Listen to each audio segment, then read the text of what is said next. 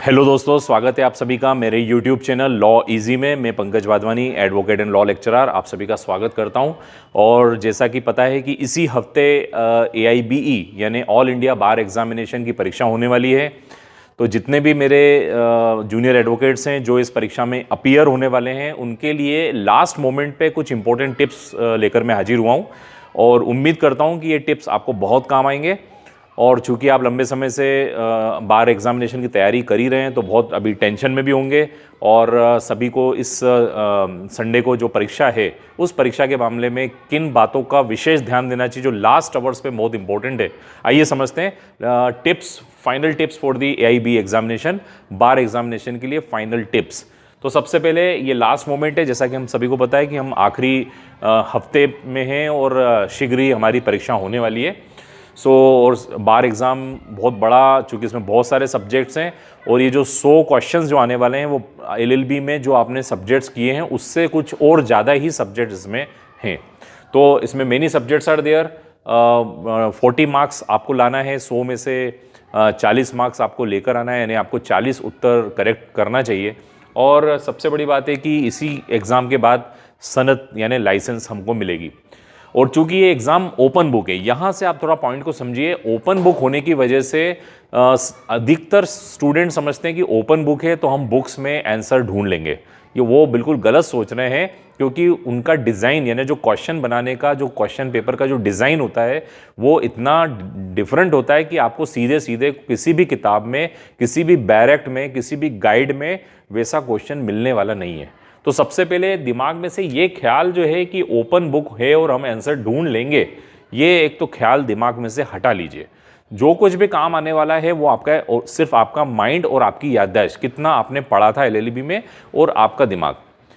सारी किताबें एक तरफ रख दें, अपने दिमाग से अगर आप उस क्वेश्चन को पीसफुली, कामफुली यदि उस क्वेश्चन को देखेंगे, you will find the answer.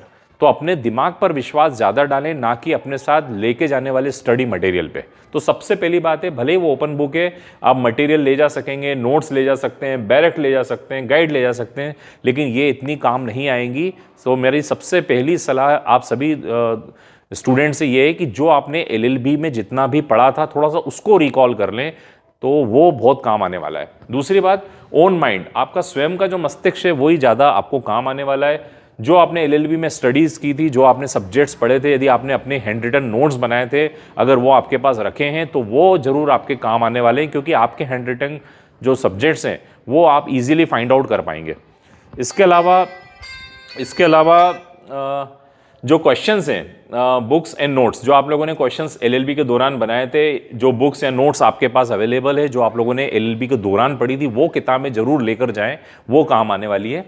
अब लास्ट मोमेंट्स के जो कुछ टिप्स हैं वो टिप्स मैं आपको देना चाहूँगा। सबसे पहले, believe on your own knowledge. सबसे पहले आपको अपने नॉलेज पे, अपने ज्ञान पर ज़्यादा विश्वास करना है। तो सबसे पहले तो ये ओपन बुक की वजह से हम लोग क्या करते हैं, अपने दिमाग से जो हमारा जो नॉलेज है उस नॉलेज से हम क्या कर देते हैं, डाइवर्ट हो जाते हैं, और हमारा पूरा फोकस किस पे हो जाता है, मटेरियल पर, चूंकि ओपन बुक एग्जाम है। तो सबसे पहले तो ये चीज़ आपको दूर करनी चाहिए। You should believe on your own knowledge. आप अपने ज्ञान पर, अपने नॉलेज पे, अपनी इंफॉर्मेशन पे ज़्यादा विश्वास करिए। तो और दूसरी टिप ये है कि आपको जो 100 क्वेश्चंस आने वाले हैं उन क्वेश्चंस को ध्यानपूर्वक पढ़िए, रीड क्वेश्चन केयरफुली।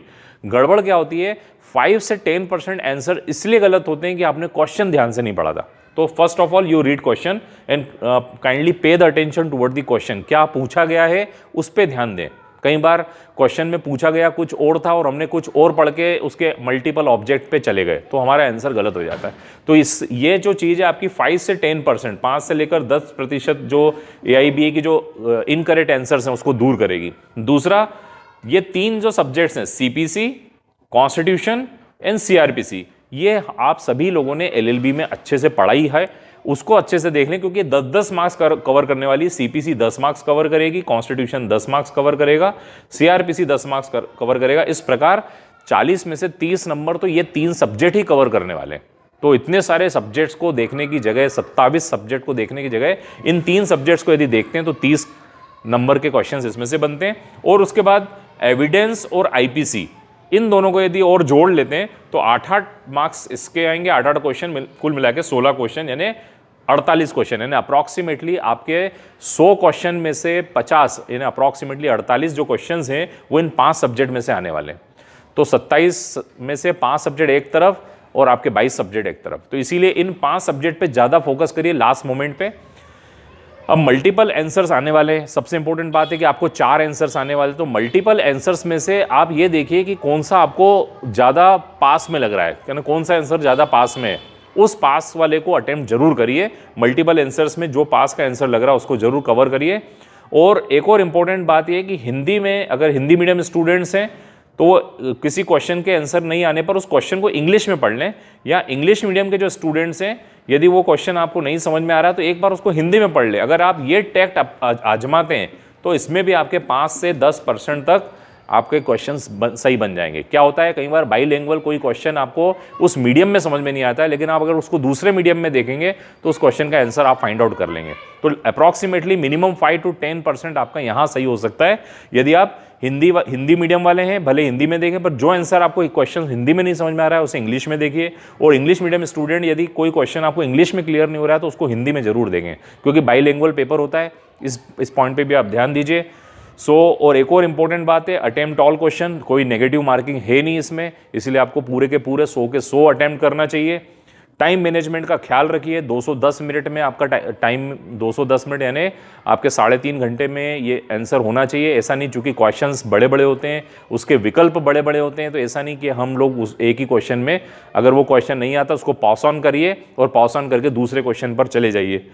कॉन्फिडेंट, हमेशा कॉन्फिडेंस रखिए। कन्फ्यूज़न नहीं होना चाहिए। कन्फ्यूज माइंड होगा तो आप आंसर ढंग से नहीं कर पाएंगे। एक तो कॉन्फिडेंस लेवल अपना बनाए रखिए, ये इजी टू पास, इन्हें पास होने के लिए बहुत आवश्यक चीज़ें हैं। और याद रखें, आपने एलएलबी के दौरान यदि अपने नोट्स बनाए थे, अपनी ओन हैंडराइटिंग के जो भी नोट्स हैं, जो भी किताबें जिसमें आपने अपनी किताबों पे अपनी हैंडराइटिंग से कुछ ना कुछ लिखा था, बैरेक्ट में कुछ ना कुछ लिखा था, वो वाली किताबें जरूर लेकर जाइए। नई किताबों की जगह अपनी हैंडराइटिंग वाले और अपनी नोट्स जो हैं उनको जरूर लेके जाइए। 210 मिनट का ख्याल रखिए और पूरा ध्यान पेपर पे। ये 210 मिनट में, लास्ट पॉइंट में ये बताना चाहूँगा कि 210 मिनट में पूरा ध्यान वहीं होना चाहिए।